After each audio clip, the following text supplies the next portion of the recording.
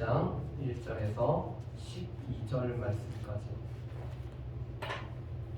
요엘 1장 1절에서 12절 말씀까지. 다 찾으셨으면 저하고 한 절 한 절 교독하시겠습니다. 부두엘의 아들 요엘에게 임한 여호와의 말씀이라. 늙은 자들아 너희는 이것을 들을지어다. 땅의 모든 주민들아 너희는 귀를 기울일지어다. 너희의 날이나 너희 조상들의 날에 이런 일이 있었느냐. 너희는 이 일을 너희 자녀에게 말하고 너희 자녀는 자기 자녀에게 말하고 그 자녀는 후세에게 말할 것이니라. 팥종이가 남긴 것을 메뚜기가 먹고 메뚜기가 남긴 것을 느치가 먹고 느치가 남긴 것을 황충이 먹었도다. 취하는 자들아 너희는 깨어 울지어다. 포도주를 마시는 자들아 너희는 울지어다. 이는 단 포도주가 너희 입에서 끊어졌음이니. 다른 한 민족이 내 땅에 올라왔음이로다. 그들은 강하고 수가 많으며 그 이빨은 사자 이빨 같고 그 어금니는 암사자의 어금니 같도다. 그들이 내 포도나무를 멸하며 내 무화과 나무를 긁어 말갛게 벗겨서 버리니 그 모든 가지가 하얗게 되었도다. 너희는 처녀가 어렸을 때에 약혼한 남자로 말미암아 붉은 데로 두고 애국함 같이 할지어다. 소재와 전제가 여호와의 성전에서 끊어졌고 여호와께 수종드는 제사장은 슬퍼하도다. 밤이 밭이 황무하고 토지가 마르니 곡식이 떨어지며 새 포도주가 말라고 잎이 다 말랐다. 농부들아 너희는 부끄러워할지어다. 포도원을 가꾸는 자들아 곡할지어다. 이는 밀과 보리 때문이라. 밭의 소산이 다 없어졌음이로다. 포도나무가 시들었고 무화과나무가 말랐으며 석류나무와 대추나무와 사과나무와 밭의 모든 나무가 다 시들었으니 이러므로 사람의 즐거움이 말랐도다. 아멘. 오늘부터 우리는 함께 요엘 말씀을 우리가 같이 나누기를 원합니다. 요엘 말씀은 이 소선지서 12권 중에서 두 번째 위치하고 있는 것이 바로 이 요엘 말씀입니다. 그런데 요엘 말씀은 다른 소선지서하고는 다른 약간의 특징적인 게 몇 가지가 있습니다. 오늘 1절 말씀에 보면은 이렇게 시작이 되죠. 부두엘의 아들 요엘에게 임한 여호와의 말씀입니다. 모든 선지자들에게는 여호와의 말씀이 임함으로 말미암아 이 선지자들은 여호와의 말씀을 백성들에게 대언하는 역할을 감당하죠. 그렇기 때문에 선지자들에게는 하나님의 말씀이 임함, 자기의 생각을 전하는 것이 아니라 자신에게 임한 하나님의 말씀을 전하는 것이 바로 이 선지자의 역할입니다. 그런데 오늘 1장 1절 말씀에 보면은 요엘에 관해서 많은 설명이 없이 단 두 가지만 나와 있습니다. 부두엘의 아들이고 그의 이름은 요엘이라고 말씀합니다. 여러분, 이 부두엘이란 이름 뜻은 두 가지 이름 뜻을 가지고 있습니다. 한 가지는 하나님의 오늘 설득자라는 이름 뜻을 가지고 있습니다. 우리 뒤로 조금만 더 올려주실까요? 조금만 더 뒤로. 한 장만 더. 이렇게 보면은 부두엘이란 이름 뜻은 두 가지 이름을 뜻을 가지고 있습니다. 한 가지는 여호와의 설득자, 여호와께서 설득하심으로 말미암아 그 말을 들은 사람이라는 뜻을 가지고 있습니다. 또 한 가지는 하나님의 성실하심이란 이름을 뜻을 갖고 있는 것이 바로 이 부두엘이라는 이름의 이름 뜻입니다. 반면에 요엘은 여호와는 하나님이시다라는 이름 뜻을 가지고 있죠. 그렇다면은 이 부두엘과 요엘은 하나님의 성실하신 가운데 하나님께서는 여호와께서는 나의 하나님이라는 이름 뜻을 갖고 있는 것처럼 경건한 집안의 사람들이었음을 말씀을 하고 있습니다. 그렇지만 오늘 이 여호와의 말씀이 임함으로 말미암아 하나님의 말씀을 선포하는 요엘에 관한 설명은 단지 부두엘의 아들이고 또한 요엘이라는 이 사람의 이름 뜻만 나와 있습니다. 그러다 보니까 요엘은 다른 소선지서와는 다르게 누구 왕 때 섬겼던 선지자 누구다라는 이런 표현이 없죠. 그러다 보니까 이 요엘 말씀은 이 말씀이 전파되어진 이 시기를 잡기가 매우 어렵습니다.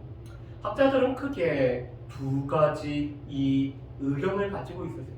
BC 586년 바벨론에 의해서 유다가 이 포로로 끌려갔을 때를 기준으로 해서 그 앞에 연대로 보는 학자들이 있고 그 후에 연대로 보는 학자들이 있습니다. 왜냐하면 오늘 말씀에 있는 것처럼 요엘은 어느 왕 때 섬겼는지가 나와 있지 않기 때문에, 그렇다면 이 왕보다는 오히려 제사장이 더 많은 역할을 감당했을 때가 아닐까로 이렇게 생각을 하고 있기 때문에 그렇습니다. 그래서 오늘 이 바벨론 포로 이전을 볼 때는 남유다의 요아스 왕이 제위했을 때가 아마 요엘이 이 섬겼던 해로 이렇게 보고 있습니다. 왜냐하면 여호야다라는 이 제사장에 의해서 이 어린 요아스가 왕으로 섬길 때가 바로 그때가 요엘이 하나님의 말씀을 전한 때라고 보는 견해가 있습니다. 반면에 왕이 없기 때문에 이것은 포로로 끌려간 상황 속에서 주어진 말씀이라고 오늘 여겨지는 것이 바로 이 요엘에 관련된 말씀입니다. 자, 그런데 이 요엘은 우리가 맨 앞으로 다시 돌아가면은 이 요엘은 우리가 기억에 남는 내용들이 몇 가지가 있습니다. 메뚜기 재앙이라는 것이 요엘 전체를 오늘 관통하는 하나님의 이 자연재해죠. 그래서 요엘서 하면은 이 메뚜기 재앙에 관련된 이 말씀이 생각이 납니다. 그런데 이 현재 임한 메뚜기의 재앙은 장차 임할 여호와의 날을 바라보게 하는 거기 때문에 이 요엘서는 여호와의 날에 관해서 우리 가운데 말씀을 해주고 있습니다. 여러분, 이 여호와의 날은 무엇을 뜻할까요? 이사야서 2장 12절과 17절 말씀에 보면은 이 여호와의 날을 우리에게 이렇게 소개를 해줍니다. 대저만군의 여호와의 날이 모든 교만한 자와 거만한 자와 자고한 자에게 임하리니 그들이 낮아지리라. 또한 17절에는 그러기 때문에 여호와께서 홀로 높임을 받을 것이요 라고 말씀합니다. 이 여호와의 날은 여호와를 대적하는 모든 교만하고 오늘 이 스스로 오늘 자고한 자들에게 여호와의 날이 임함으로 말미암아 그들은 낮아지고 홀로 하나님만이 영광을 받으시는 날이 바로 이 여호와의 날이었습니다. 그렇기 때문에 전통적으로 유대인들은 여호와의 날은 이 유대인의 대적들, 하나님의 대적인 이스라엘 백성들의 대적이 낮아지게 되고 오늘 이스라엘 백성들이 구원을 얻는 날을 여호와의 날로 여겼습니다. 그런데 이 요엘 선지자를 비롯한 스바냐 선지자를 비롯한 이 선지자들은 이 여호와의 날이 하나님의 대적들이 낮아지고 하나님의 백성이 구원을 받는 날이면서 동시에 하나님의 백성이 먼저 하나님 앞에 심판을 받고 구원을 받는 날로 선포되어지는 것이 여호와의 날이었습니다. 하나님의 백성들이 하나님을 떠나버렸고 하나님 앞에서 온전히 서지 못하였고 오늘 요엘이란 그 이름처럼 여호와께서 나의 하나님이 되셔야 됨에 불구하고 하나님을 나의 하나님으로 모시지 않는 이스라엘 백성들에게 하나님의 심판이 임할 뿐만 아니라 또 그들이 돌아왔을 때 하나님께서 치유하시고 회복시키는 날이 바로 여호와의 날이죠. 그래서 이 요엘서의 말씀은 메뚜기의 재앙과 이 메뚜기의 재앙이 장차 임할 여호와의 날을 우리에게 보여주는 이 말씀이 바로 이 요엘서의 말씀입니다. 그래서 이 여호와의 재앙들, 특별히 여호와의 날을 선포하는 이유는 이스라엘 백성들로 하여금 돌아오도록 오늘 촉구하기 위해서 오늘 선포되어진 말씀이 바로 이 요엘서의 말씀이죠.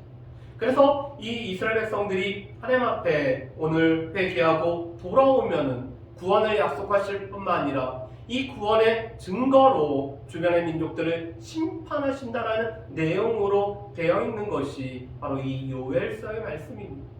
그래서 요엘서의 말씀은 크게 두 부분으로 나누어지는데 1장 1절부터 2장 17절까지의 말씀이 바로 이 메뚜기 재앙과 여호와의 날과 그래서 이스라엘 백성들로 하여금 회개를 요청하는 이 회개를 하라고 선포하는 것으로 구성되어 있는 것이 1장 1절부터 2장 17절까지의 말씀입니다.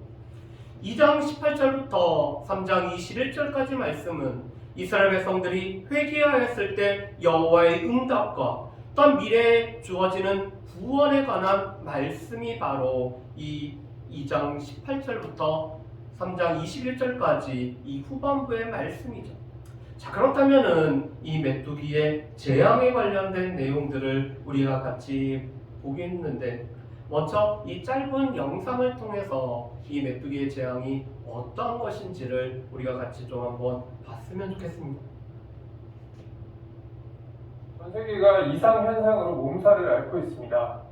우리나라에선 이례적으로 긴 장마가 이어지고 있고요. 얼음의 땅 시베리아에서는 전례 없는 산불이 났습니다. 그리고 아프리카와 서남아시아에서는 메뚜기떼가 모든 작물을 집어삼키고 있습니다. 최근엔 중국에서도 메뚜기떼가 목격됐는데요. 전에는 볼 수 없던 이상한 일들, 뜨거워진 지구와 관련이 있습니다. 아프리카로 가보겠습니다. 최근 UN 식량농업기구 홈페이지에 올라온 영상입니다.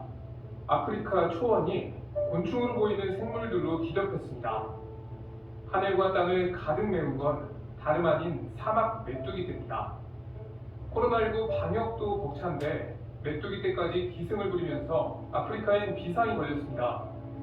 메뚜기떼가 닥치는 대로 농경지를 파괴하고 작물을 먹어치우고 있기 때문입니다. 가뜩이나 기근에 시달리던 땅, 메뚜기떼가 옥수수 잎을 갉아먹으면서 식량 사정은 더 napa졌습니다. Huu ni ule msimu tunategemea, na ni kama zitatuharibia kabisa. Tutakaa njaa tu tunafurahia mpaka next year mwezi wa 10 ndio tutapanda. Ya this year mwezi wa 10. 살충제를 뿌리고 항공기까지 동원해 방제 작업을 하고 있지만 메뚜기떼를 감당하기엔 역부족입니다. 지금까지 5천억 마리의 메뚜기떼를 방제했지만 피해 규모는 점점 더 커지고 있습니다. 메뚜기는 날개의 진화를 거듭하며 활동 반경이 점점 넓어지고 있습니다. 사막 메뚜기떼는 하루에 3만 5천 명이 먹을 수 있는 작물을 집어삼키고 있습니다. 그래서 UN 식량농업기구는 지구 인구의 10분의 1이 메뚜기떼 확산으로 식량 위기를 겪을 것이라고 추산합니다. 성경에도 메뚜기떼가 등장합니다. 탈출기에는 이집트에 닥친 8번째 재앙으로 메뚜기떼가 나옵니다. 그것들이 온 땅을 모두 덮어 땅이 어두워졌다. 그러고는 우박이 남긴 땅의 풀과 나무의 열매를 모조리 먹어버렸다. 그리하여 이집트 온 땅에는 들에 풀이고 나무고 할 것 없이 푸른 것이라고는 하나도 남지 않았다. 성경 속 메뚜기떼가 현실이 된 상황. 하루에 150km를 갈 수 있는 사막 메뚜기떼는 아프리카에서 무서운 속도로 확산하고 있습니다. 문제는 메뚜기떼가 아프리카를 넘어 다른 대륙에서도 발견되고 있다는 점입니다. 인도와 파키스탄도 피해를 입었고 최근엔 중국 남부에서도 메뚜기떼가 목격됐습니다. 전문가들은 메뚜기떼 확산의 원인으로 기후변화를 꼽고 있습니다. 최근 동아프리카와 서남아시아에 이례적으로 많은 비가 왔는데 이는 인도양 인근 바다에서 사이클론이 자주 발생했기 때문입니다. 지구가 더워지면서 바다 온도가 상승했고 높은 수온은 사이클론을 키웠습니다. 사이클론은 사막 지역에 많은 비를 뿌렸고 습해진 사막은 메뚜기 번식의 최적의 환경이 됐습니다. 메뚜기떼의 다음 행선지 한반도가 될 가능성도 배제할 수 없습니다. 특히 메뚜기떼 때문에 발생한 식량 위기는 우리나라에도 영향을 줄 수 있습니다. 상황이 심각해지자 우리 정부는 식량 상황이 악화된 지역에 400만 달러 규모의 인도적 지원을 하기로 했습니다. 전문가들은 기후변화를 막지 못하면 곤충의 역습이 더 자주 발생할 것이라고 경고하고 있습니다. 지금까지 앵커 리포트였습니다. 우리가 보면은 이 성경에 있는 메뚜기떼 재앙이 지금도 여전히 반복되고 있는 것들을 알 수가 있죠. 특별히 저번에 벌거벗은 이 세계사라는 것 속에서도 이 기후의 변화로 인해서 메뚜기떼 재앙이 이 호주를 비롯한 동남아시아에 덮였던 것을 이렇게 볼 수가 있었습니다. 그런데 그 말씀이 바로 오늘 이 요엘서의 말씀에도 보면은 분명히 나와 있죠. 오늘 2절 말씀에 보면은 늙은 자들과 또 모든 사람들에게 오늘 그 자손들에게 이 일을 전하라라고 하는 말씀으로 시작이 되고 있습니다. 여러분 우리 말씀을 한번 보실까요? 2절 말씀 보고 2절과 3절 말씀 보면 이렇게 되어 있습니다. 늙은 자들아 너희는 이것을 들을지어다. 땅의 모든 주민들아 너희는 귀를 기울일지어다. 너희의 날에나 너희 조상의 날에 이런 일이 있었느냐? 너희는 이 일을 너희 자손에게 말하고 너희 자녀는 자기 자녀에게 말하고 그 자녀는 후세에게 말할 것이니라. 아멘. 오늘 이 늙은 자들, 다시 말해서 오랫동안 살아왔던 이 과거의 경험이 풍부했던 사람들에게 듣고 귀를 기울이라고 말씀을 하고 있습니다. 왜냐하면 전무후무한 일이 지금 발생했기 때문에 이전에도 없었고 너희가 살 때도 없었고 너희 조상 때 없었던 일이 너희에게 임하였다라고 말씀을 합니다. 그리고 이 일을 지금 자기의 자녀에게, 그 자녀는 또 다른 자녀에게, 그 자녀는 후세에게 이런 일이 우리 가운데 있었다는 것을 전해야 된다라고 말을 하고 있습니다. 그런데 그 재앙이 바로 이 메뚜기의 재앙이죠. 4절 말씀에 보면은 이 메뚜기의 재앙을 이렇게 오늘 말씀을 하고 있습니다. 팥둥이가 남긴 것을 메뚜기가 먹고 메뚜기가 남긴 것을 느치가 먹고 느치가 남긴 것을 황충이 먹었도다라고 말씀을 하고 있습니다. 메뚜기 종류는 대략 한 10가지 종류가 있다라고 합니다. 그런데 오늘 성경에서는 이 4절에 말씀하는 이 팥중이, 그 다음에 메뚜기, 느치, 황충은 크게는 2가지로 이렇게 해석을 합니다. 첫 번째로는 4종류의 메뚜기 떼가 오늘 임하였는데 팥중이가 먹고 남긴 것을 메뚜기가 먹고 메뚜기가 먹고 남은 것을 느치가 먹고 느치가 먹고 남은 것을 황충이 먹은 것으로 이렇게 해석하는 것이 하나의 이 해석의 견해입니다. 그런데 이 4가지를 말한 것은 이것은 전체를 파괴했다라는 이 4라는 숫자와 연관을 해서 4종류의 이 메뚜기 떼를 언급한 것으로 오늘 해석을 하고 있죠. 두 번째로는 이 팥종이, 메뚜기, 느치, 황충을 메뚜기의 성장 과정으로 이렇게 해석을 하는 경우들이 있습니다.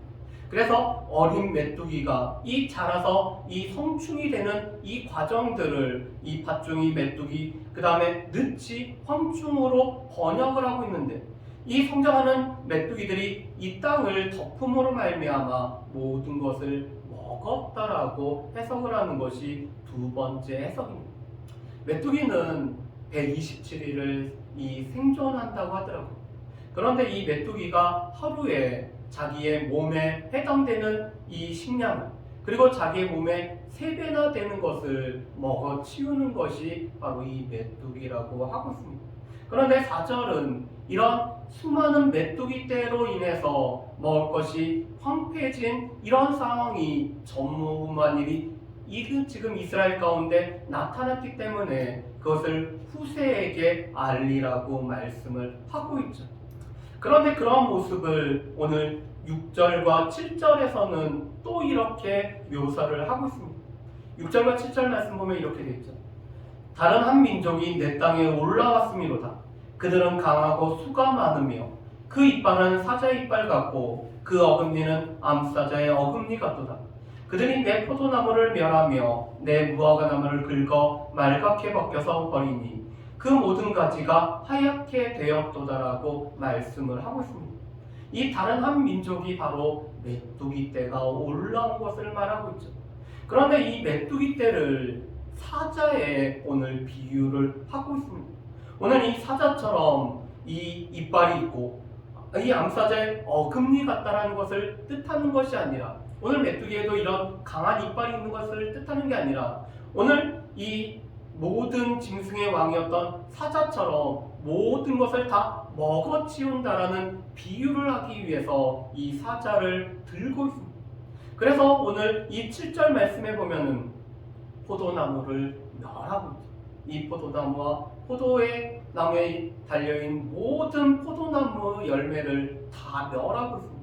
그뿐만 아니라 이 포도나무와 함께 재배되는 이 무화과 나무는 이 껍질째 먹어버렸기 때문에 이 무화과 나무를 긁어서 말갛게 벗겨버렸기 때문에 가지가 하얗게 드러나는 모습으로 오늘 메뚜기 떼가 지나갔을 때 모습을 묘사하는 것이 바로 이 7절의 말씀입니다. 그런데 이 무화과 나무가 지금 긁어졌을 뿐만 아니라 말갛게 벗겨졌기 때문에 다음에도 무화과의 열매를 기대할 수 없을 정도로 오늘 이 나무가 초토화됐다는 것을 설명하는 것이 7절의 말씀입니다. 그것으로 인해서 오늘 5절 말씀에 보면은 이 포도주를 즐기는 취하는 자들이 슬피 울라라고 말씀을 하고 있습니다. 왜냐하면 포도주가 너희 입에서 끊어졌기 때문에 이 메뚜기 떼가 포도나무와 포도 열매를 다 먹어버림으로 말미암아 이 포도주를 만들 이 포도 열매가 없음으로 말미암아 이 포도주가 다 입에서 끊어졌기 때문에 이 술을 취해 있고 또한 포도주를 마시는 자들이 슬퍼 울라라고 오늘 말씀을 하고 있죠. 그런 모습을 오늘 8절부터는 또 이 갓 결혼한 오늘 신부에 오늘 적용을 하고 있습니다. 오늘 8절 말씀에 보면은 이렇게 말씀하죠. 너희는 처녀가 어렸을 때 약혼한 남자로 말미암아 굵은 배로 동이고 애국함같이 할지어다라고 말씀을 합니다. 이 말씀은 오늘 어렸을 때 약혼했고 이제는 곧 결혼을 해야 될 이 처녀에게 지금 애통한 소식이 전해졌기 때문에 오늘 그 옷을 이 굵은 배로 바꾸고 슬피 울라라는 말씀이 바로 이 8절의 말씀입니다. 여러분 당시 이 아침 어렸을 때부터 결혼하기로 정혼한 두 사람은 이 시기가 되어져서 결혼을 해야 됩니다. 그런데 신부는 이 결혼을 위해서 이 색색으로 되어진 옷을 입고 있죠. 그런데 오늘 정혼한 이 약혼자가 갑자기 그의 생이 다함으로 말미암아 오늘 그가 죽었다라는 이 소식을 정혼한 처녀가 듣게 됩니다.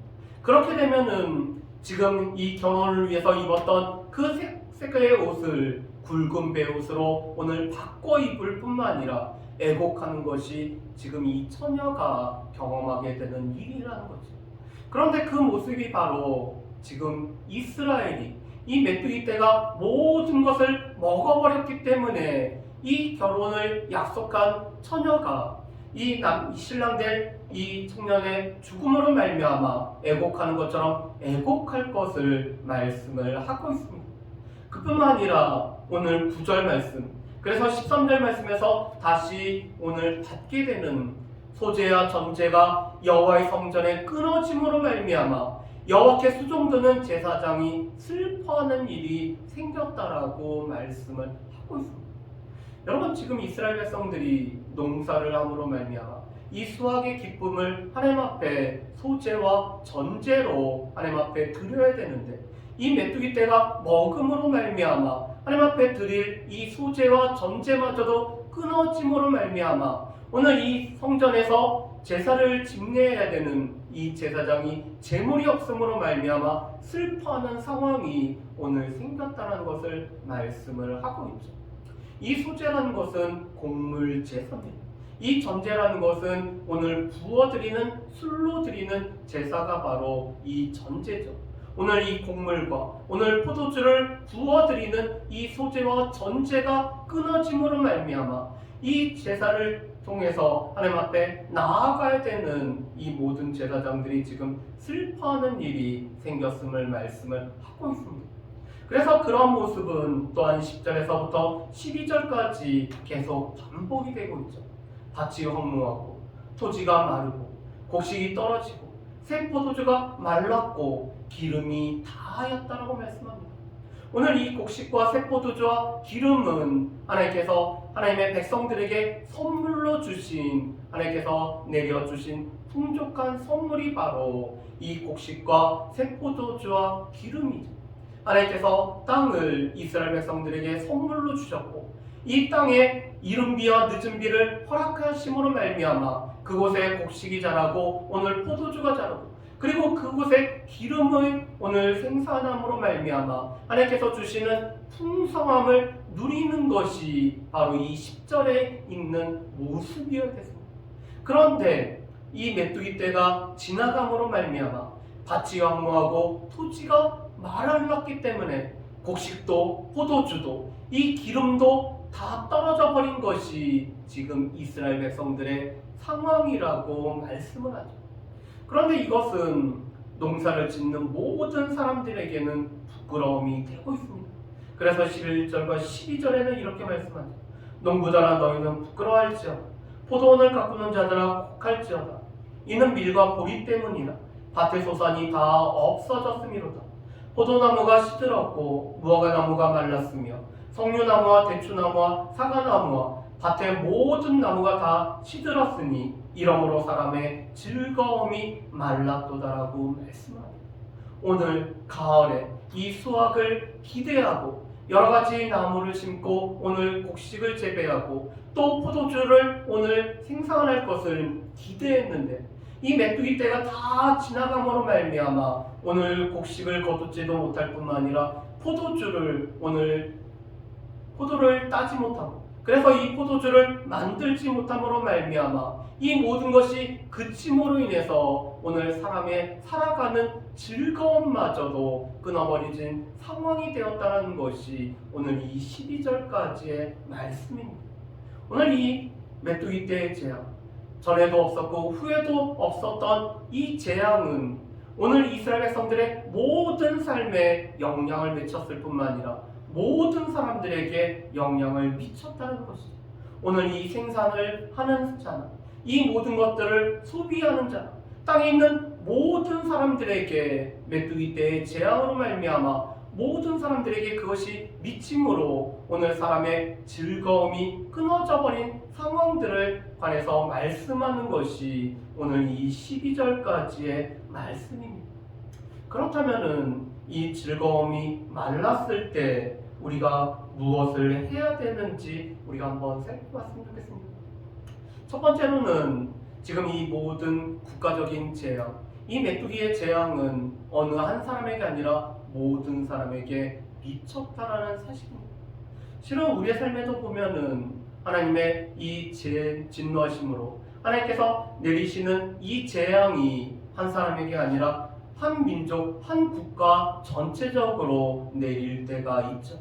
하나님께서는 때로는 질병으로, 때로는 이 전쟁으로, 때로는 이 메뚜기 떼 재앙 같은 자연재해로 하나님께서 이 징계를 내리실 때는 그것은 어느 한 사람이 아닌 모든 사람에게 미치는 이 국가적인 재앙이 내릴 때가 있다는 것입니다. 그런데 이 국가적인 재앙이 내릴 때는 여호와의 말씀을 들을 뿐만 아니라 무엇보다도 우리 자신들을 돌아봐야 되는 때가 바로 이 재앙이 내리는 때인 것을 말씀하죠. 그렇기 때문에 오늘 1절에서도 이 요엘에게 임한 하나님의 말씀을 요엘 선지자가 선포함으로 말미암아 또한 이 선포된 말씀을 통해서 이 재앙의 모습을 살펴보고 또한 이 살펴본 모습들을 후대에 전함으로 말미암아 오늘 하나님께서 우리 가운데 징계하시고 재앙을 내릴 때는 여호와의 말씀을 통해서 우리를 돌아보는 일들이 우리에게 필요하다는 사실을 우리에게 분명히 말씀을 하고 있습니다. 세 번째로는 여호와를 하나님으로 모시지 않음으로 말미암아 하나님의 재앙이 나에게도 우리에게도 임하지 않는지를 우리가 살펴봐야 되죠. 특별히 요엘서의 말씀을 보면은 다른 선지서와는 다르게 이스라엘 백성들의 구체적인 죄가 무엇인지 나와 있지 않는 것이 요엘서의 말씀입니다. 다른 말씀에 보면은 이 가난한 자를 학대하거나 아니면은 하나님과 또한 다른 민족 사이에서 또 구원자를 위해서 또 왔다 갔다 하는 이런 모습이나 우상을 섬기고 하나님이 싫어하는 여러 가지 것을 행함으로 말미암아 그런 죄악을 선포하는 말씀들이 다른 선지서에는 나와 있습니다. 그런데 요엘서에만은 구체적인 범죄가 무엇인지 나와 있지 않습니다. 그런데 구체적인 범죄는 나와 있지 않지만 오늘 요엘서에 이 요엘이란 이름과 또 말씀을 보면은 이스라엘 백성들이 하나님을 자신의 하나님으로 모시지 않고 여호와를 나의 하나님으로 모시지 않고 하나님 아닌 다른 것들을 더 사랑하기 때문에 오늘 이 징계를 받고 있는 것이 이스라엘 백성들, 남유다 백성들의 모습입니다. 그런데 이것은 우리에게도 마찬가지입니다. 하나님을 나의 하나님으로 모시지 않고 하나님이 아닌 다른 것에 우리가 마음을 쓰고 하나님 아닌 다른 것을 우리가 더 즐겨하고 다른 것을 더 좋아할 때 하나님께서는 그것을 분명히 우리에게 우상이라고 말씀을 하고 있습니다. 그래서 하나님을 나의 하나님으로 모시지 않을 때 하나님께서 우리 가운데 때로는 이런 자연재해를 통한 징계를 우리 가운데 내리고 계시죠.